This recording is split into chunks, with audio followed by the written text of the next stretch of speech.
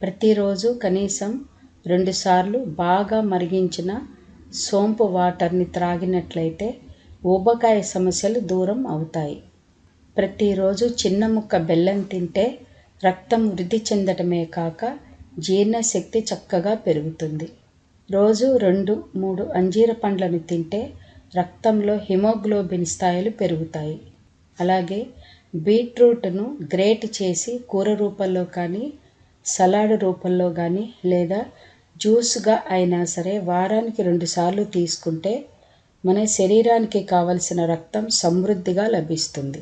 ప్రతిరోజు మనం తీసుకునే ఆహారంలో వెల్లుల్లిని అలాగే ఉల్లిగడ్డను చేర్చుకున్నట్లయితే మన శరీరంలో పేరుకుపోయిన క్రొవ్వు చక్కగా కరిగిపోతుంది.